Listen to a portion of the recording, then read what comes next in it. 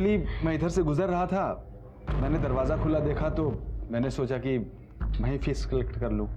वो मैं काम में इतना बिजी हो गई कि दरवाज़ा बंद करना ही भूल गई। एनीवे आप बैठिए ना, मैं भी फीस लेकर आती हूँ।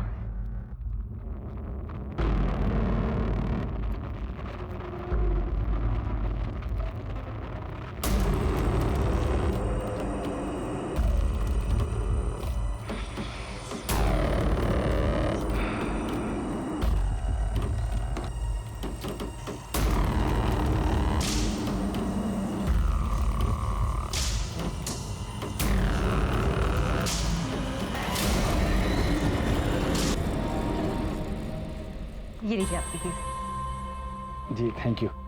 सॉरी, वो डस्टिंग और सफाई में ऐसी हालत हो रही है कि आपको चाय कॉफ़ी के लिए भी नहीं पूछ पा रही हूँ।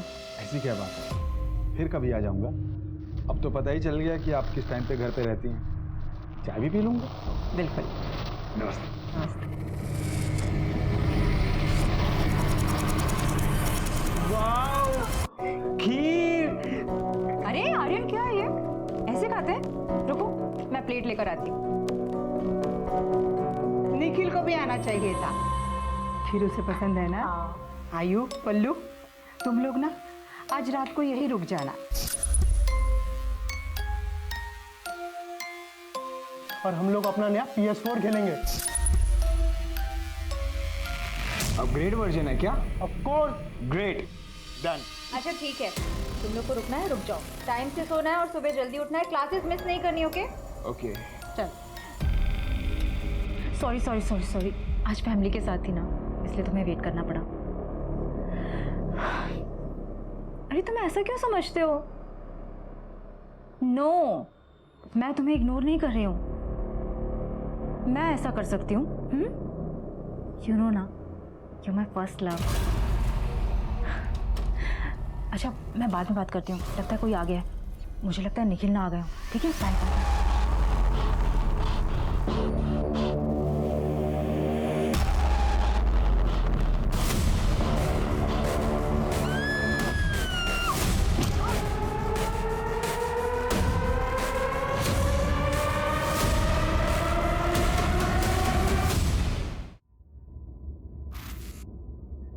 तो a प्लस बी का whole square is equal to a square plus 2ab plus b square.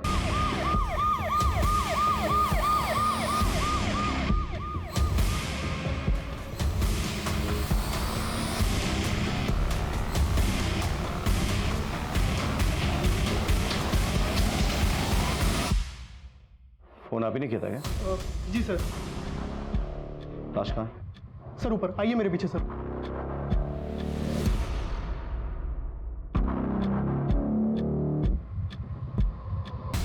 War sir पे किया गया और यहाँ खून जो है सूख चुका है, मतलब मर्डर रात को हुआ होगा।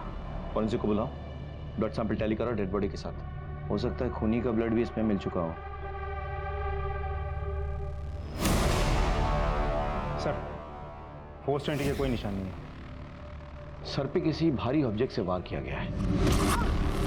मर्डर वेपन दिखा था? नहीं सर, ऐसा कुछ भी नहीं। सीसीटीवी है?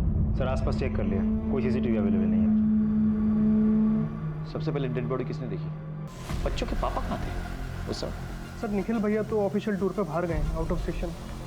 मैंने उन्हें कॉल कर दिया सर, बस आते ही होंगे।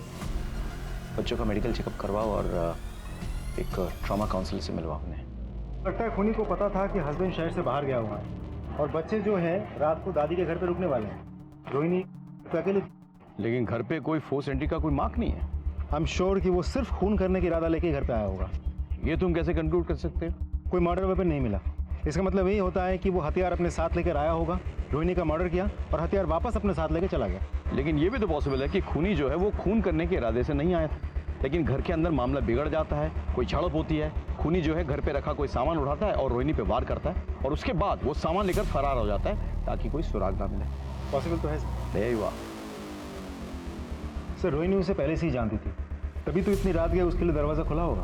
लेकिन समझ में नहीं आ रहा है उसके बाद ऐसा क्या हुआ। वो झगड़ा, लड़ाई, हाथापाई, सामान भी ऐसे बिखरा पड़ा है। घर के कैश और ज्वेलरी कहाँ रहते थे? इसमें सर।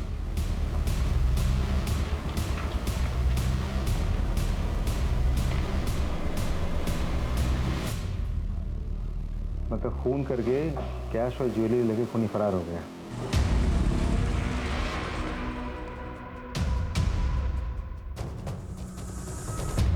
नानी, पैसों का इंतजाम हो गया।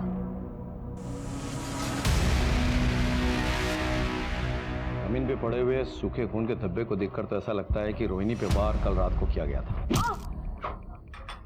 फिर उससे कैश और गहने चुराए गए। लेकिन ट्यूशन से जब बच्चे लौटे सुबह, तब उन पर भी हमला हुआ। अब सवाल ये उठता है कि खूनी इतनी देर तक इंतजार क्यों करेगा? शायद वो बच्चों का वेट कर रहा था ताकि उन्हें भी खत्म कर दे। निखिल, रोनी का हस्बैंड। आइए मेरे साथ।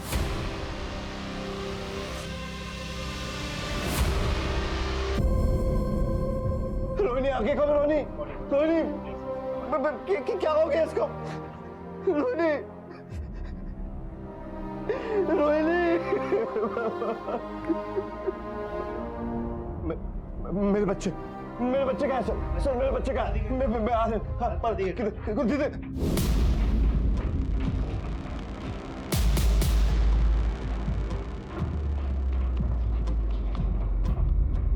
सर रोकूं उसे? नहीं, पूछता? नहीं। उसे अपने बच्चे से मिलने का अधिकार है, मिलने दो। उसके बाद पूछताछ करेंगे। सर, रोहिणी की पोस्टमार्टम रिपोर्ट आ गई है। रोहिणी के सर पे किसी हेवी मेटल की चीज से वार किया गया था, जिसकी वजह से एक्सेसिव ब्लड लॉस हुआ और उसी की वजह से उसकी मौत हुई। सर, मौत करीब सुबह 7 बजे के आसपास हुई है। ये कैसे हो सकता? जमीन पे पड़ा खून तो सूख चुका था तब तक, यानी कि खून 3-4 घंटे पहले गिरा होगा ना? सर फॉरेंसिक रिपोर्ट आ गई है सर। डेड बॉडी के पास मिले हुए सारे ब्लड सैंपल्स डेड बॉडी के साथ मैच कर गए हैं सर। मतलब रोहिणी पे कातिलाना हमला रात के 3 बजे हुआ, लेकिन उसकी मौत सुबह 7 बजे हुई। तो तब तक रोहिणी ने स्ट्रगल क्यों नहीं किया और किसी को खबर करने की कोशिश क्यों नहीं की?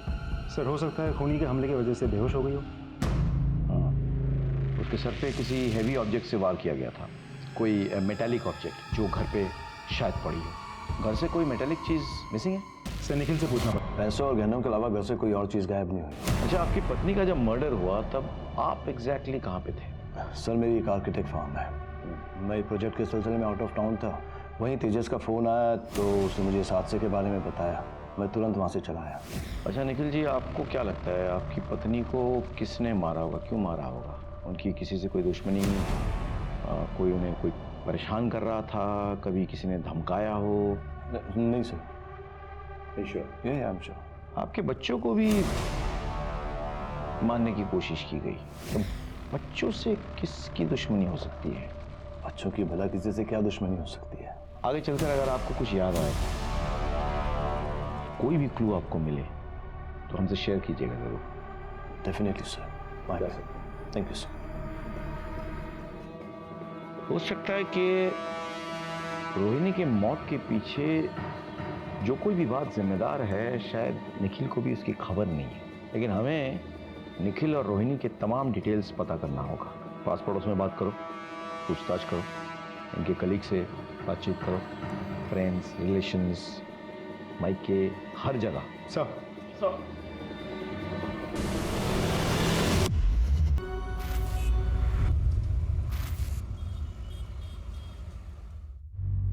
नानी, मैं डॉक्टर ले आया हूँ। ये नाना को हॉस्पिटल ले जाएंगे और नाना ठीक हो जाएंगे। ठीक है बेटा। आई एम सॉरी, इनकी तो मौत हो चुकी है।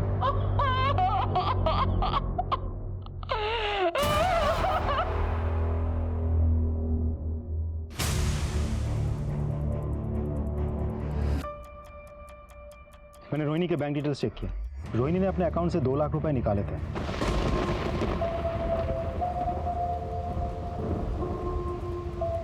मतलब खूनी ने गहनों के साथ साथ 2 लाख रुपए की भी चोरी की है। सर निखिल की डिटेल्स निकाली। वो किसी ऑफिशियल काम से बाहर नहीं गया था, बल्कि अपनी गर्लफ्रेंड और बिजनेस पार्टनर चंद्रिका के साथ एक होटल में रुका था। मुझे नहीं पता कि रोहिणी ने 2 लाख रुपए किस लिए निकाले थे। और रही बात चंद्रिका की, उसके साथ मेरा कई सालों से। हे लव, मैं सोच रही थी कि रिजॉर्ट जाऊं for 2 nights. Wanna join me? या why not, sure, anything for you my love. ठीक है, चलो मिलते हैं। कहीं ऐसा तो नहीं कि उसे रास्ते से हटाने के लिए तुमने किसी को सुपारी दी और उसने तुम्हारी वाइफ के साथ साथ तुम्हारे बच्चों को भी मारने की कोशिश की? ये आप कैसी बात कर रहे हैं? मैं अपनी बीवी बच्चों से बहुत प्यार करता हूँ। वो तो तुम्हारे चंद्रिका के साथ अफेयर से ही पता चल रहा है। एक्स्ट्रा मैरिटल अफेयर रखने के बाद भी अगर मैं अपनी बीवी बच्चों को उतना ही प्यार देता हूँ, उनकी हर एक ख्वाहिश को पूरी करता हूँ, तो इसमें क्या प्रॉब्लम है? मैं निखिल के साथ सालों से रिलेशनशिप में हूँ, लेकिन हमने कभी भी अपनी फैमिली लाइफ को रिलेशनशिप के बीच में आने नहीं दिया। निखिल अपने फैमिली से बहुत प्यार करता था और ना ही मैं उससे कभी शादी करना चाहती थी और ना ही वो चाहता था, और ना ही मेरी उसकी वाइफ के साथ किसी भी तरह की का जेलसी था। ठीक है, आप जा सकती हैं, लेकिन बिना परमिशन के आप शहर नहीं छोड़ेंगे। जी सर। होटल के तमाम डिटेल्स निकालो, निखिल के सीडीआर और कॉल रिकॉर्ड्स के साथ उसे टैली करो। पता करो रोहिणी के मर्डर के दिन किसी ने निखिल या चंद्रिका को उस होटल से आते जाते तो नहीं देखा। अगर सीसीटीवी है तो उसका फुटेज कलेक्ट करो, हर पॉसिबिलिटी को एक्सप्लोर करो, कोई लीड छूटनी नहीं चाहिए। Understood sir? Come on. तुम्हारी पत्नी के बाद तुम्हारे बच्चों पर भी हमला हुआ, कहाँ थे तुम उस वक्त? सर मैं बहुत टेंशन में था, इसलिए खुली हवा में टहलने निकल गया था। इसीलिए तुमने अपना मोबाइल ऑफ रखा था ताकि तुम्हारा लोकेशन जो है हम डिटेक्ट ना कर पाए। वो मेरे मोबाइल की बैटरी डाउन हो गई थी सर। तो पत्नी के बाद तुम बच्चों से भी अपना हाथ धोना चाहते थे? मैं भला अपने बच्चों को क्यों मारूंगा? मैं उनसे बहुत प्यार करता हूँ। आप लोग बेवजह मुझ पर शक कर रहे हैं। अच्छा एक बात बताइए, रोहिणी के मर्डर की रात बच्चों ने आपको फ़ोन किया था? हाँ किया था। एक्चुअली हर रात मेरे बच्चे मुझे गुड नाइट कहके ही सोते हैं, इसलिए उन्होंने मुझे फ़ोन किया था। उस रोज़ मैंने उन्हें डांटा भी था। एक्चुअली वो मेरे भाई के साथ देर रात तक PS4 खेल रहे थे। तो अपने बच्चों पर गुस्सा भी आता है तुम्हें? सर फिक्र करता हूँ तो गुस्सा भी करता हूँ। ठीक है, तुम जा सकते हो फिलहाल, लेकिन हमारे परमिशन के बिना शहर नहीं छोड़ोगे। ठीक है सर, थैंक यू। इसकी फिक्र और परवाह तो मुझे अब समझ में आने लगी है। एक बार कुछ सबूत हाथ लग जाए ना, तोते की तरह बुलवाऊंगा इससे। तो सारे सबूत, सारे क्लूज, सब कुछ तो चेक कर लिया, एक भी पुख्ता सबूत हाथ नहीं लग रहा है। मर्डर हुआ है तो सुराग तो मिलेगा ही ना, ढूंढना पड़ेगा। Let's go back to the beginning. Sir sir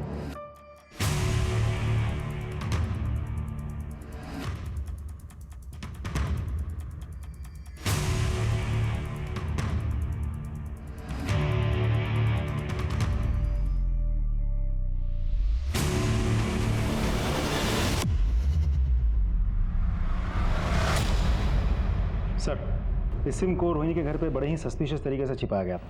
ये सिम रोहिणी के नाम पर ही रजिस्टर्ड है, लेकिन रोहिणी के घर वालों में से किसी को भी इस सिम के बारे में कुछ नहीं पता। इस नंबर से जितने भी कॉल्स या मैसेजेस गए हैं वो सब एक ही नंबर पे गए हैं। ये किसका नंबर है? सर दूसरा नंबर भी उसी के नाम पे रजिस्टर्ड है, रोहिणी के नाम पर, और उस नंबर के बारे में भी घर वालों में से किसी को कुछ नहीं पता। मतलब रोहिणी के नाम पे रजिस्टर्ड ये नंबर कोई और यूज़ कर रहा था, और जब भी शख्स से कांटेक्ट करना होता तो रोहिणी उस नंबर पे फ़ोन करती। सीडीआर क्या कह रहे हैं? सर सीडीआर के मुताबिक दोनों नंबर ज़्यादातर बंद ही रहते हैं सर। सिर्फ कॉल या मैसेज करने के लिए नंबर्स ऑन होते हैं, उसके बाद बंद हो जाते हैं। लास्ट लोकेशन क्या है? कॉल या मैसेजेस करने के टाइम पर भी दोनों नंबर की लास्ट लोकेशन भोपाल की लोकेट हुई है सर। लेकिन सर दोनों नंबर इस शहर के अलग अलग इलाके में कई बार एक साथ लोकेट हुए। नंबर ट्रैकिंग पे डालो, भोपाल पुलिस से संपर्क करो, लोकेशन का पता लगाओ और उस लोकेशन पे जाके इस शख्स को पकड़ के ले आओ। कहीं ना कहीं जो ये नंबर यूज़ कर रहा है वो बंदा या बंदी इस केस से जुड़ा हुआ है।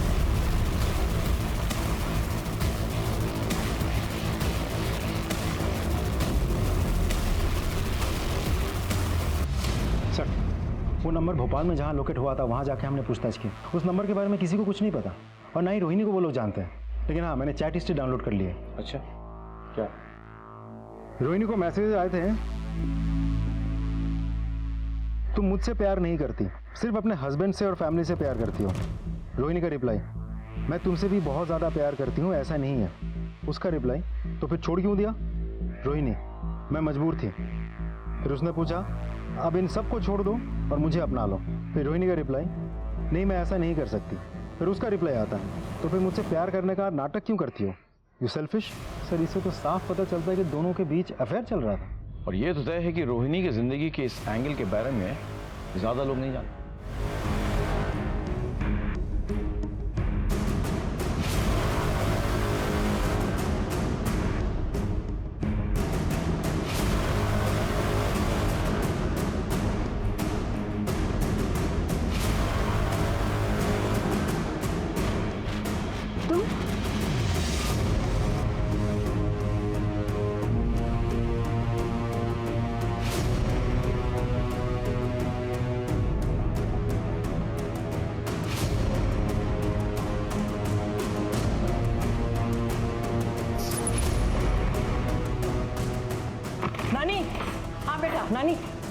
मारे क्या बात? हमें शहर छोड़कर जाना होगा, हम कहीं और रहेंगे। इस घर का सौदा हो चुका है और उस सौदे से हमको इतने पैसे मिलेंगे कि मैं नया काम और नई जगह शुरू कर सकता हूँ। ठीक है, हाँ मैं जा। हेलो, गहने हैं, इसे बेचने हैं। अब देख के बताइए इसके कितने पैसे मिलेंगे। ये चोरी के तो नहीं है ना? ये मेरी माँ के गहने हैं, मुझे पैसे की जरूरत थी इसलिए मैं बेच रहा हूँ। अब देखकर बताइए ना कितने मिलेंगे।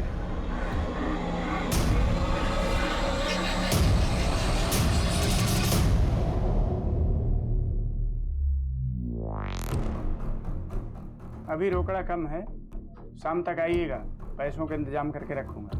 अरे नहीं भाई साहब, मुझे नहीं बेचने हैं। वो मुझे पैसे की जरूरत है ना, तो मैं कुछ दूसरा इंतजाम कर लेता हूँ। मेरी माँ के गहने हैं ना, इसलिए नहीं बेचना है। ठीक है,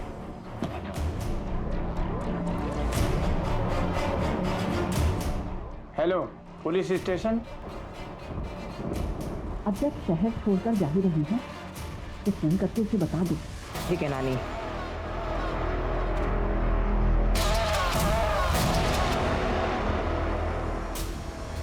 भेज दिया।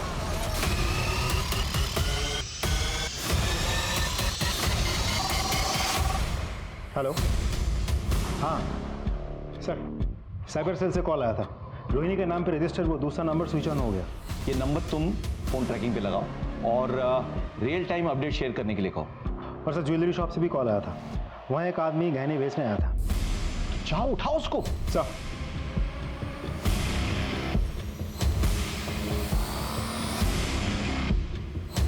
जूम करिए।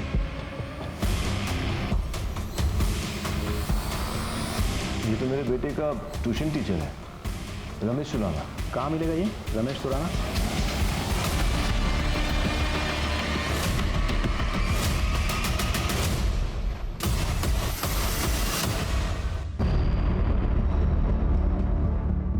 ये तो मर गया। अंदर देखो। Sir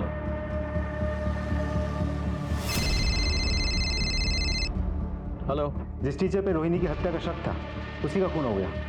what?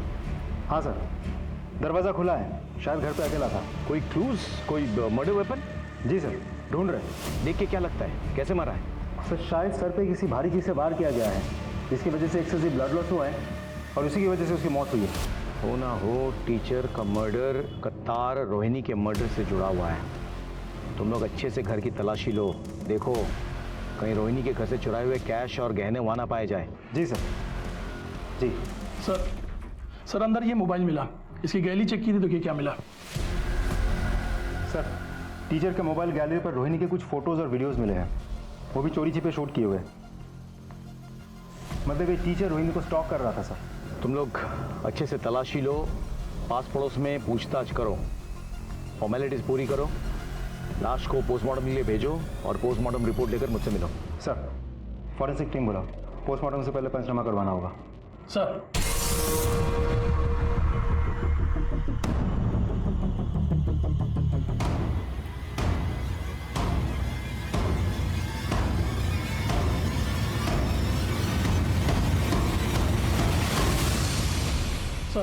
सर टीचर की इनिशियल पोस्टमार्टम रिपोर्ट आ गई है सर।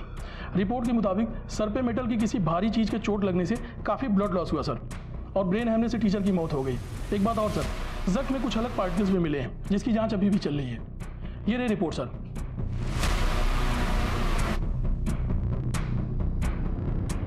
टीचर के फोन पे रोहिणी के वीडियोज और पिक्स मिले, इससे इतना तो क्लियर है कि वो टीचर कहीं ना कहीं रोहिणी को फॉलो कर रहा था। सर, रोहिणी के बच्चों से पता चला है कि उसी दिन क्राइम से पहले टीचर उनके घर आया था फीस लेने के लिए।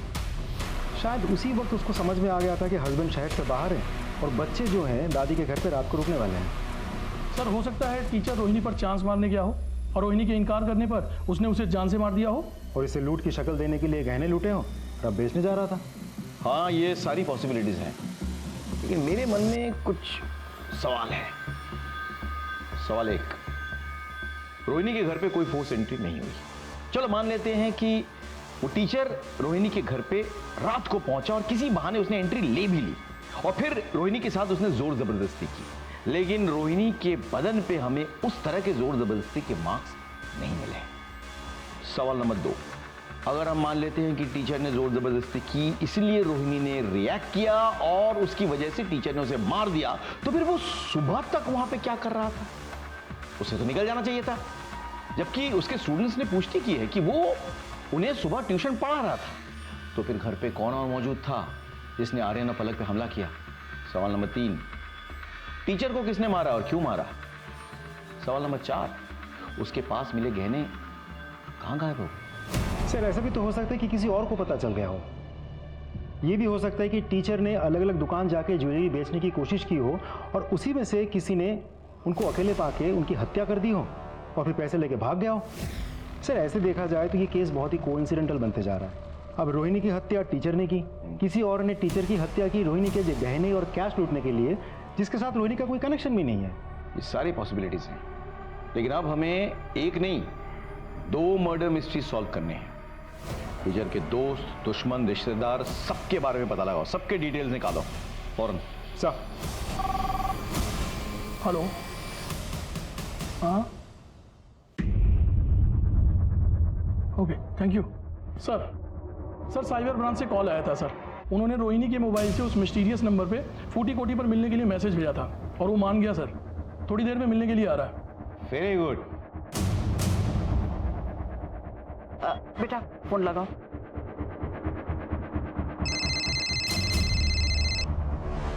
हेलो, हाँ हम पहुंच गए हैं। आप कहाँ हो? तेरे सामने ही हो बेटा, चल चल। तुम्हारा नाम अक्षत है ना? हाँ सर। रोहिणी के साथ क्या रिश्ता है तुम्हारा? कौन रोहिणी सर? तो रोहिणी का रजिस्टर्ड नंबर तुम्हारे पास कैसे पहुंचा? और तुम उससे मिलना क्यों चाहते थे जबकि उसका मर्डर हो चुका है? क्या? नहीं ऐसा नहीं हो सकता। रोहिणी का मर्डर हो चुका है और हम उसके कातिल को ढूंढ निकालेंगे, लेकिन आपका क्या रिश्ता है रोहिणी के साथ? मैं रोहिणी की माँ हूँ, अक्षर उसका बेटा। सर माँ लगभग मेरे ही एज की थी, तभी एक विक्रम नाम के गुंडे ने माँ की इज्जत लूट ली। उन्होंने कोर्ट में गवाही दी और उस गुंडे को जेल भेज दिया गया। तो उस हादसे के बाद वो पेट से हो गई। हमने उससे बोला गिराने के लिए, और मेरी बेटी ने बच्चे को गिराने से मना कर दिया। ये बात मैंने सबसे छुपाई। भगवान की कृपा से हमें एक अच्छा रिश्ता मिल गया। मैंने अपनी बेटी की शादी दूसरे शहर जाके निखिल से करा दी और फिर हमने तीर्थ यात्रा जाने का नाटक किया और हमने ये दिखाया कि बद्रीनाथ में लैंडस्लाइड में हम लोग मारे गए। मैं बचपन से अपने नाना नानी को मेरे माँ बाप समझता रहा सर, लेकिन जब मैं बड़ा हुआ और लॉजिकली सोचा तब मुझे समझ में आया कि ये दोनों तो मेरे माँ बाप हो ही नहीं सकते। आखिर ये बात मैं कब तक छुपाती? एक दिन बता ही दिया। मैं अपनी माँ से मिलना चाहता था, मैं उनको देखना चाहता था, मैं उनको छूना चाहता था और मैं ये जानना चाहता था सर कि ऐसा क्या कारण था कि उन्होंने मुझे अबॉर्ट नहीं किया। सर पता है मुझे अफसोस किस बात का है कि पहले माँ होके भी नहीं थी और अब जब कहने को माँ है तो वो इस दुनिया में ही नहीं है सर। अक्षत बाप वो गुंडा दरिंदा, उसने मेरी बेटी को जान से मार देने की कसम खाई थी। तो आपको लगता है कि उस हैवान विक्रम ने आपकी बेटी को मारा है? रोहिणी का एक मर्डर सस्पेक्ट शहर में खुला घूम रहा है। आपको अलर्ट रहना चाहिए। आपके बच्चों पर हमला हो सकता है, आपको इन पर ध्यान रखना चाहिए। सर पापा मेरी तो एग्जाम्स है, मैं उन्हें मिस नहीं कर सकता। मैं समझ सकता हूँ। तुम इनके साथ जाना, हम चांस नहीं ले सकते। अब मम्मी से ब्लेसिंग भी ले लो।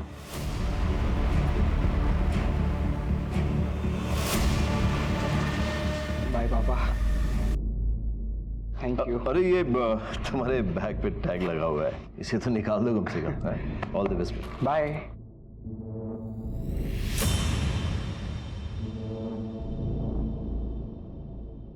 इतनी सारी फोटोकॉपीज? हाँ सर, वो आर्यन काफ़ी दिनों से परेशान था, पढ़ाई ठीक से नहीं कर पाया, तो अपने दोस्तों से नोट लेकर उसने ये कॉपी करवाई है। मुझे ये मर्डर वेपन चाहिए किसी भी हालत में। सर हर जगह तो चेक कर लिया, सारे खुले एरियाज, नाली, डस्टबिन, हर जगह, कहीं कुछ नहीं मिला। हो ना हो ये मर्डर वेपन कहीं छिपा के रखा है, फेंका नहीं है। सर आपको ऐसा क्यों लग रहा है?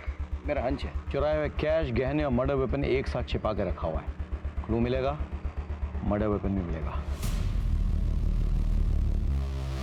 सर विक्रम, जिसने 16 साल पहले रोहिणी का रेप किया था वो तो यही है, इंदौर में।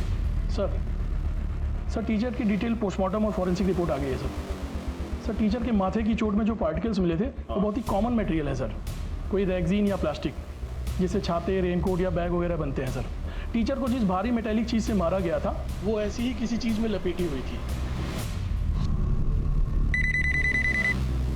मैं पलाशिया पुलिस स्टेशन से पुलिस इंस्पेक्टर राकेश श्रीवास्तव बोल रहा हूँ।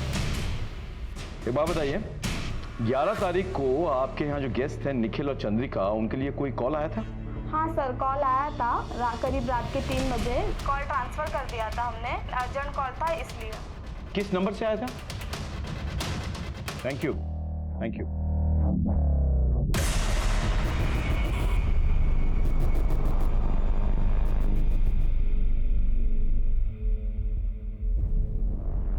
सॉरी मिस्टर निखिल, आपके यहाँ वाईफाई है क्या? क्योंकि मेरा सिग्नल बड़ा वीक आ रहा है और कुछ इंपॉर्टेंट मेल्स भेजने हैं। जी हाँ, हमारे घर का वाईफाई बहुत स्ट्रांग है।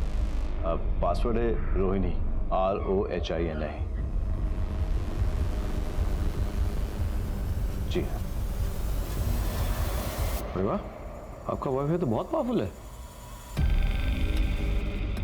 ये थैंक्स।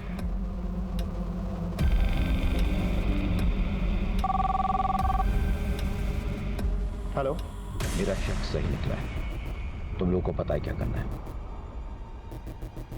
सर लेकिन आर्यन के नोट्स तो हमेशा अप टू डेट रहते हैं। ठीक है, जाओ तुम लोग। तो फिर आर्यन अपने किसी फ्रेंड के 5 महीने पुराने नोट्स कॉपी करवा के क्यों लाया था? बेटा मैं जानता हूँ तुम अपनी मम्मी से बहुत प्यार करते हो। तुमने देखा है मम्मी के साथ क्या हुआ, मुझे सच नहीं बताओगी?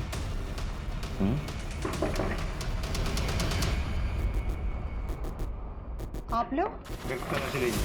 अरे कहाँ घुसे जा रहे हैं आप लोग? 1 मिनट, हमें हमारा काम करने दीजिए। क्या सर क्या ढूंढ रहे हैं आप लोग?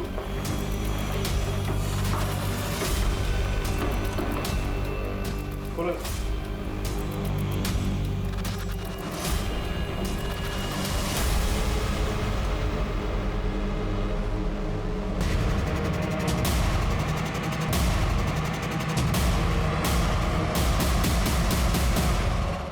ले चलो। सर आर्यन, तुम्हें हमारे साथ पुलिस स्टेशन चलना होगा। चलो। मैंने क्या किया है? चलो। पापा ये अरे पर हमने क्या किया? चलो पता। क्या बात है? हम आर्यन को पुलिस स्टेशन ले जा रहे हैं पूछताछ करने के लिए। अरे क्यों लेके? आपकी पत्नी के मर्डर के सिलसिले में। अरे सर, यहाँ पे पूछताछ कर सकते हैं ना आप पुलिस के काम में बाधा डाल रहे हैं। अरे सर, पापा, अरे सर, अरे कहाँ? अरे मेरी बात तो सुनिए सर। बेटा तुम टेंशन मत लेना, मैं अभी सब ठीक करके तो है, तो अपना ध्यान रखना है। देखिए आप मेरे बेटे को ऐसे पुलिस स्टेशन में बैठा के नहीं रख सकते। चोरी अभी के अभी। सर आपका शक सही निकला, मर्डर वेपन पे आयरन के फिंगरप्रिंट्स मिले हैं। आर्यन, हमें प्रूफ मिल चुका है, अब तो सच बता दो। हाँ, मैंने ही मर्डर किया अपनी मम्मी का, पर मैंने टीचर को नहीं मारा। उस रात जब मैं घर लौटा तो मैं फ़ोन पर गेम खेल रहा था। उन्होंने आकर मेरा फ़ोन छीन लिया और मुझे सोने के लिए कहा। मैंने उनके साथ आर्ग्यू की तो मुझे थप्पड़ मार दिया। मुझे बहुत गुस्सा आया, पास पड़ा हुआ स्टैचू उठाया और उसके सिर पर मार दिया। और अगले दिन तुम पर जो हमला हुआ उसका क्या? मैंने झूठ कहा था। आपके इन्वेस्टिगेशन को भटकाने के लिए मैंने झूठ कहा था कि मेरे मम्मा के कातिल ने हम पर हमला किया। तुमने अपनी माँ को मार डाला और कितना फिक्र करते हो तुम? कैसे बैठे हो तुम? बहुत कमाल की एक्टिंग करते हो तुम निखिल, क्या बात है? कोई भी तुम्हें देखेगा तो कहेगा कि हाँ तुम बिल्कुल शॉक्ड हो अपने बेटे के कारनामों से, नहीं? जबकि तुम्हें सब पता है, वो अच्छी तरह से जानते थे कि तुम्हारे बेटे ने तुम्हारी पत्नी का कत्ल किया है। क्या बकवास कर रहे हैं आप? बकवास? अच्छा, क्या मर्डर वेपन पे सिर्फ आर्यन के फिंगरप्रिंट्स थे? नहीं सर, मर्डर वेपन पे आर्यन के साथ साथ निखिल के भी फिंगरप्रिंट्स मिले हैं। सर जिस वक्त टीचर का मर्डर हुआ था उस वक्त निखिल के फ़ोन की लोकेशन टीचर के घर के पास ही थी। हमारे पास एक आई विटनेस भी है।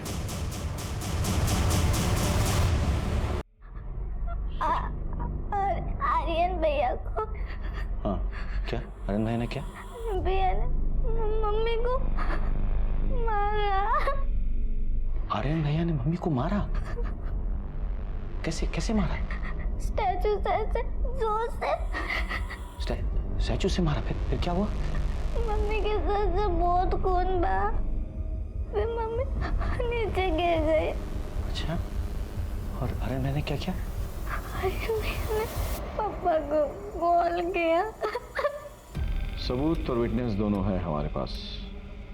खुद सच बताओगे या अपने तरीके से मुंह खुलवाए तुम्हारा? आर्यन को अपनी मां पर शक हो गया था।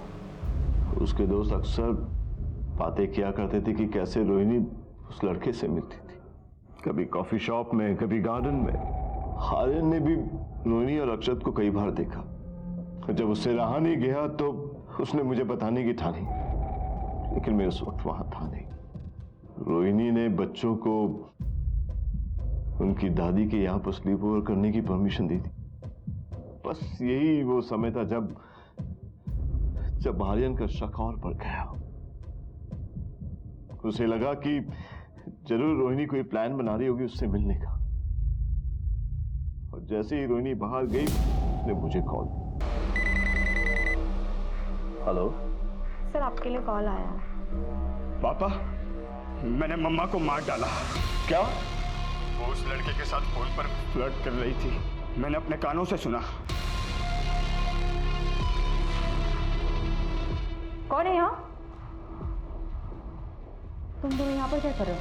तुम फोन पे किसके साथ फ्लर्ट कर रही थी? क्या बकवास कर रहे हो ये? मॉम जैसी नहीं होती, तू ना माँ के नाम पे कलंक है। तुम्हें सच्चाई नहीं पता है, मुझसे बात करना ही बेकार है। आप ही ने तो कहा था कि आप होते तो आप मार डालते, मैंने भी वही किया। और टीचर को किसने मारा? पता नहीं। पता नहीं। टीचर के मर्डर के वक्त हमने तुम्हारा मोबाइल लोकेशन लोकेट किया था और टीचर के जख्मों में आर्यन के बैग के निशानी मिले हैं। अब समझ रहे हो? सच बोलो। आर्यन ने जिस स्टैचू से रोहिणी को मारा था उसे उसने अपने बैग में रखा और वहां से चला गया। और दूसरे दिन उसी बैग को वो अपने ट्यूशन में ले गया और उसे वहां जाके छुपा दिया। लेकिन हमारी किस्मत ही खराब थी सर, वो बैग टीचर को मिल गया और उसमें रखे हुए ज्वेलरीज, पैसे और वो स्टैचू उसने देख लिया। जब आर्यन उसे वहां लेने गया तो और कहा कि मैं पुलिस को बता दूंगा। अपने बेटे को बचाने के लिए मुझे टीचर को मारना पड़ा।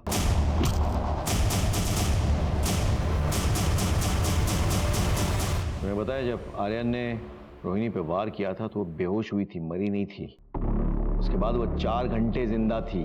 आर्यन ने जब तुम्हें फोन करके हादसे के बारे में बताया तब अगर तुमने हमें इन्फॉर्म किया होता तो हम रोहिणी को बचा लेते, लेकिन नहीं, तुम्हारी वजह से वो बच नहीं पाई। और आर्यन, तुम्हारी मम्मी जिससे मिल रही थी, जिससे बात कर रही थी, वो उनका बॉयफ्रेंड नहीं था बल्कि उनका बेटा था। उनके साथ हुए रेप की संतान और रिश्ते में तुम्हारा भाई। सर आपने कहा था कि आपको हंच है कि विपिन कहाँ छिपाया होगा, वो हंच कहाँ से आया? एक्चुअली मैंने रोहिणी की बड़ी वाली फोटो देखी थी जिसमें एक हेवी मेटल की मूर्ति रखी हुई थी पीछे, लेकिन जब क्राइम सीन में पहुंचे तो मूर्ति गायब।